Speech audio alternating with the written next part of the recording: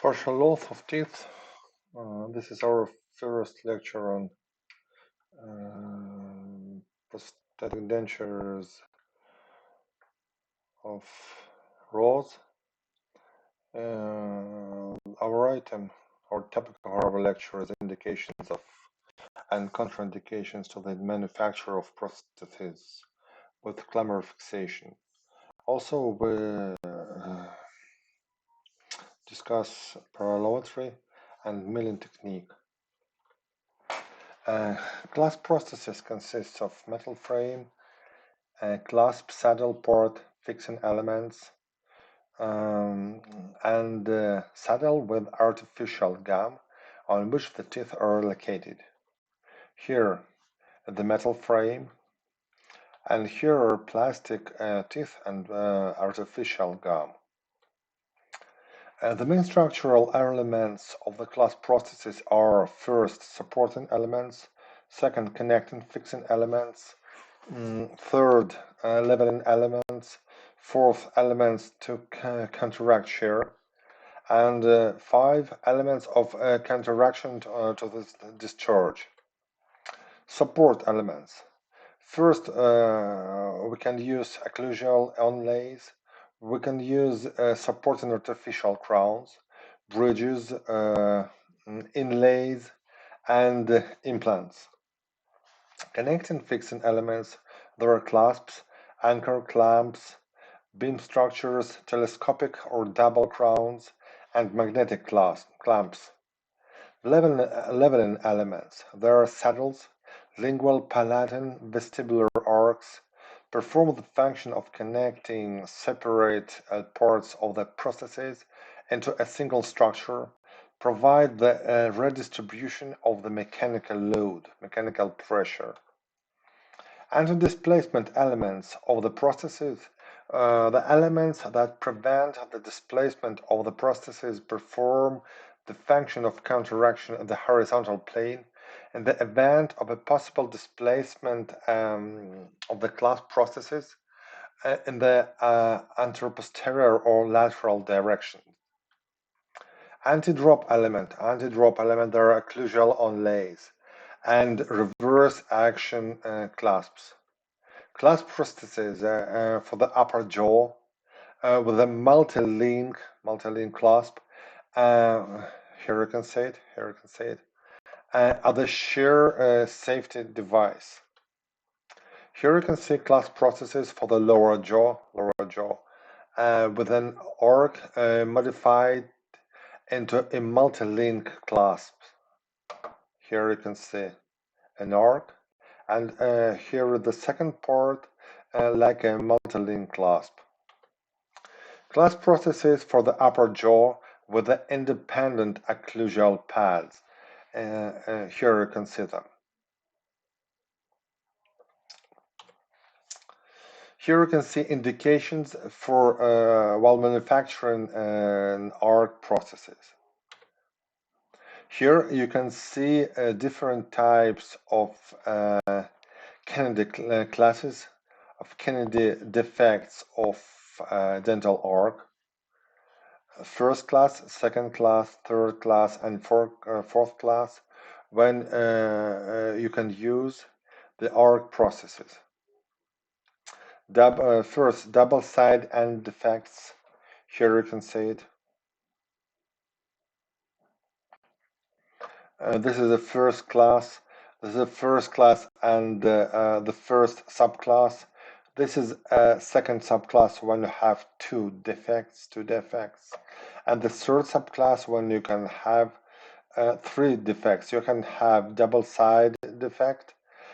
This is the first class, and you have three additional defects, and that's why it's called the first class and the third subclass. Then unilateral end defects, one side. The second one included bilateral or unilateral defects, and the fourth class it was defects in the front part of the jaw. Here you can see contraindications for the manufacture of a class prosthesis.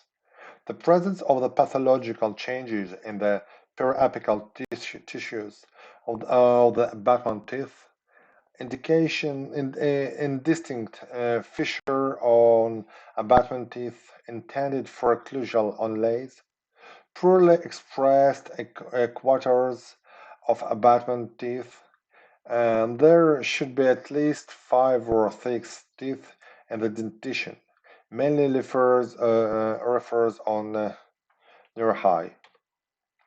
Low clinical crowns for abutment teeth intended for clasp attachment, deep bite, and poor compliance of the mucous membrane in the area of defects. Here you can see advantages of clasp prostheses.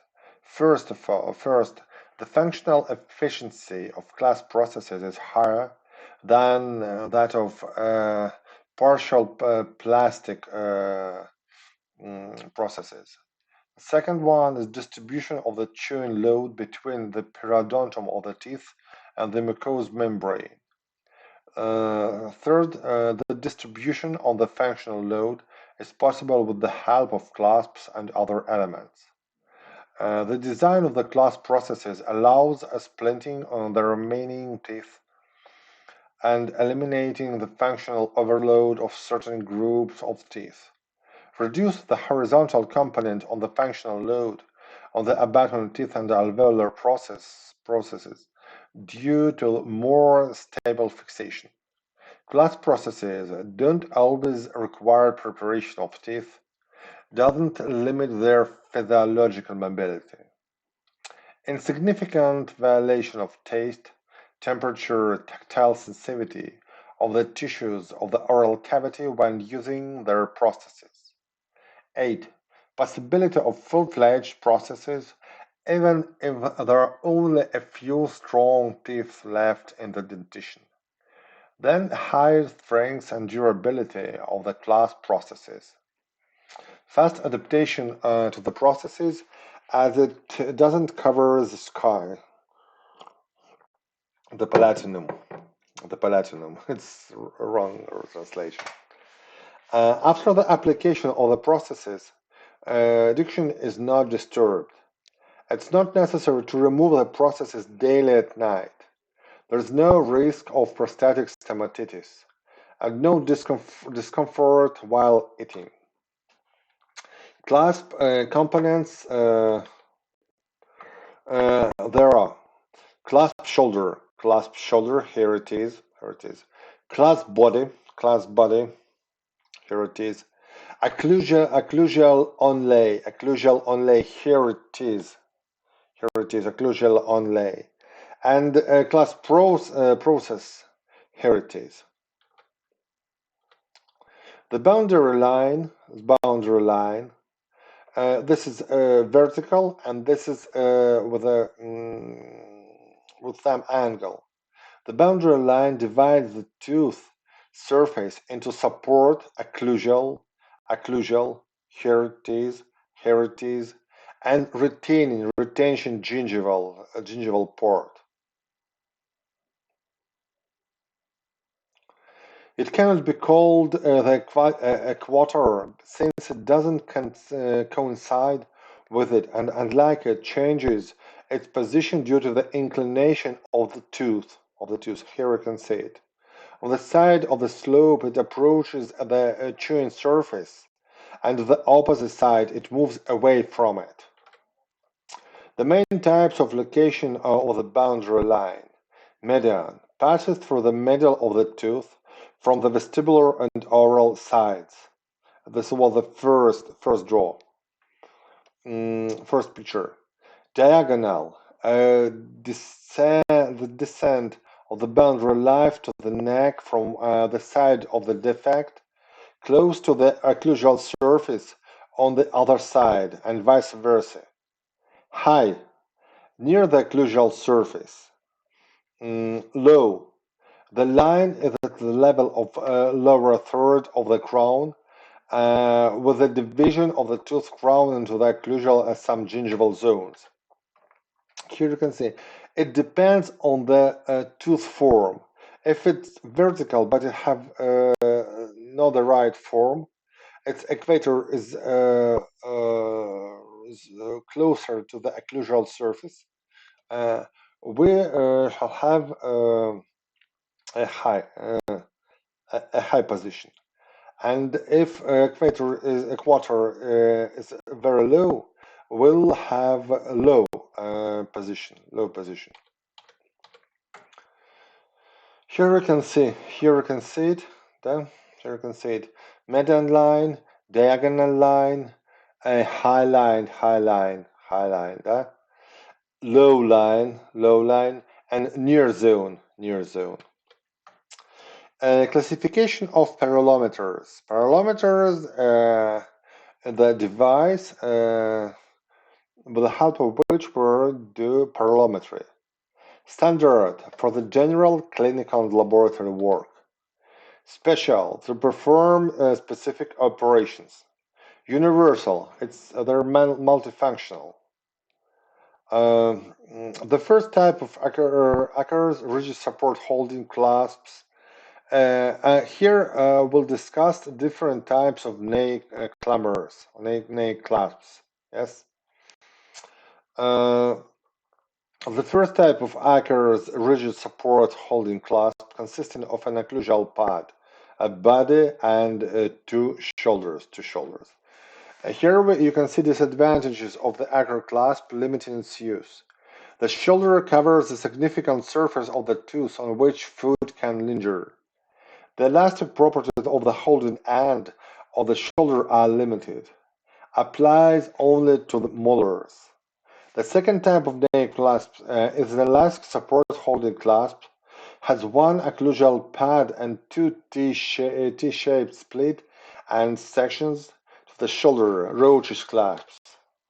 Roach clasps have the following advantages: provide good retention in various areas of abutment teeth.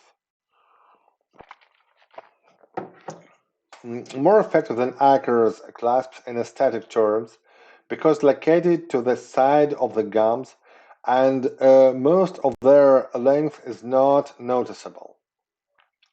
The likelihood of caries is reduced because food debris lingers under long shoulders that don't contact with the surface of the tooth. Precise fitting of the retention of the root shoulder on contact with the tooth is relatively simple. It's effective for teeth with a poorly expressed equator and inclined teeth, as well as for teeth with a low clinical crown and limited retention capacity. As a result of erasure of teeth and boundary line can be located so close to the occlusal surface that there is no room left for placing the shoulders of the acre clasp. This problem is solved by using clasps with elongated shoulders. Disadvantages of roach of second clasps cannot be used with the pronounced bony protrusions and ridges for the mucosous membrane that interfere with the location of the shoulders. The rod arm of the clasps don't have a rigid part in contact with the tooth, therefore it's less effective than the acre clasp. Cannot be used with a gum exposed when smiling. Cannot be accidentally bent by the patient. This is the third clasp is a combined clasp with the acre and root shoulders. It's used on premolars, molars, and canines at different levels of the location of the boundary line on the surfaces of the tooth. The rigid shoulder is located on the surface where the line of sight is low, close to the gingival margin. The elastic shoulder is on the opposite side, where the line of sight is close to the occlusal surface. One shoulder clasp of rare reverse action. Oral single shoulder clasp with a distal pad. an oral one-shoulder clasp with a medial pad.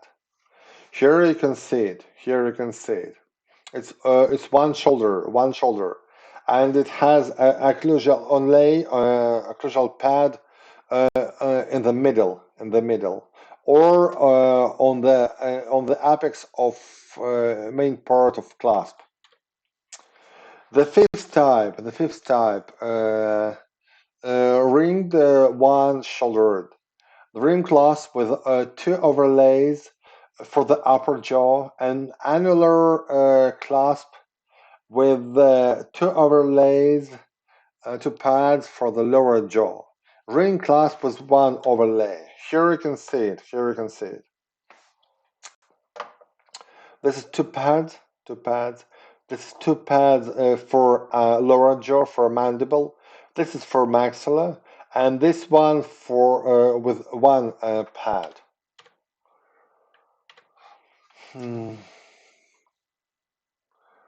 There are two types of, there are several types of fixing clasps in arc processes.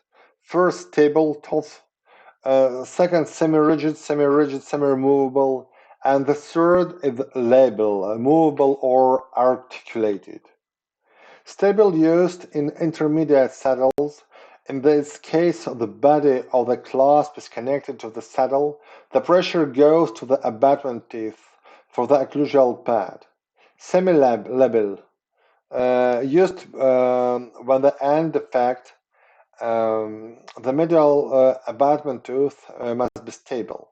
In this case, the clasp is connected to the saddle by means of a strip of arc. Combined pressure on the tooth and on the mucous membrane. Labile used in the end saddles if the medial standing tooth has degree and mobility. In this case, the hinge of welded between the body and the clasp process. The pressure mainly goes from the mucous membrane to the alveolar ridge. An arc. According to the manufacturing method, it can be bent, stamped, or solid cast. The arc appointment. Connection of saddles of the class processes, support function, and stabilization function, I think.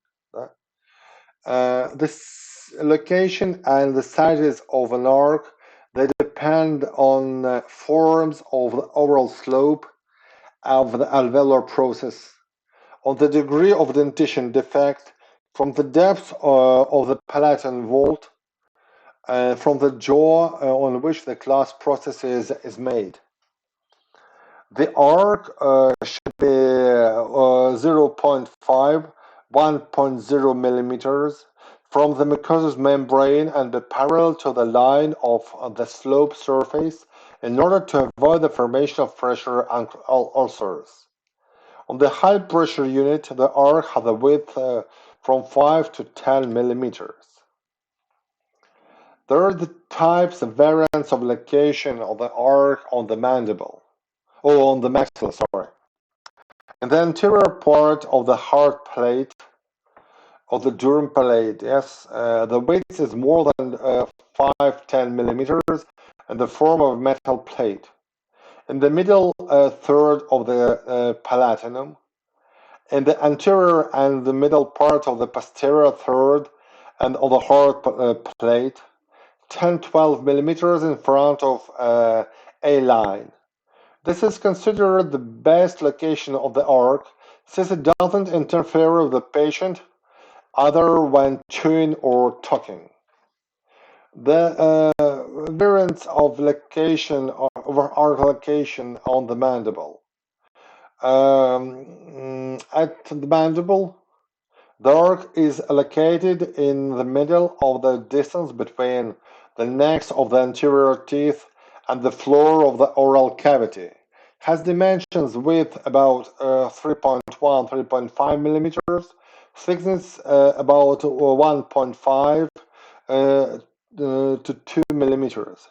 The distance from the mucous membrane depends on the degree of compliance of mucous membrane, the mobility of the supporting teeth, and the shape of the lingual slope. Uh, the form of the lingual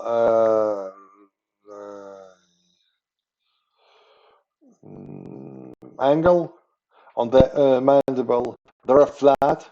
The arc is up to 1 millimeter, and shear the arc is from 0.5 to 1 millimeter. Casting model. You picture you draw the your future basement. Parallelometry. Uh, we draw the you're looking at a line. You plan your clasp situation and their variants. You make an isolation. You make an isolation of alveolar process. Then you make an cast doubling. You model your basement from a special type of wax.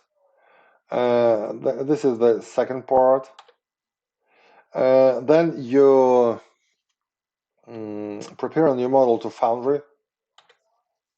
When your basement is ready, you prepare it for applying plastic elements. Also, you can, after preparing your basement, you can also check its situation in the oral cavity. Milling. Milling, this is machining process in which the cutting tool, a milling cutter, performs rotary motion at the speed and the workpiece to the process is translational, the feed rate S. In the process of making and clasp processes, after receiving the metal frame of the crowns, they are milled. This is necessary for eliminating irregularities and remove the oxide film of a foundry. The milling of the crown is carried out using metal cutters and takes place in the closed box with the dust suction apparatus device. After milling, the crown is polished with a sound blaster and the ceramic layers is applied to it. Depending on the material to be processed, wax, plastic, metal, and stages of processing, roughing, finishing, and or extra finishing. Different milling cutters have been developed, which differ the number of edges or blades, lifting angles of the helix of the blades, and their sharpening from blunt to sharp with different numerical values, and direction of the coil, right or left. For wax milling, scalpers and cutters with 1, 2, or 3 blades are used in order to avoid wax sticking in the inter-edges grooves. In this case, it's better to choose cutters that have a spiral shape of the cutting surface, which leads to better transportation of wax, chips, and good visibility to the process surfaces. The most common form of mill surface of the abutment crowns is the presence of a cervical oral shoulder, a shear of oral wall, and a occlusal shoulder. That's enough for today. Thank you for your attention. On our practical in the classroom, we'll discuss. I will try to do it by yourself. Thank you.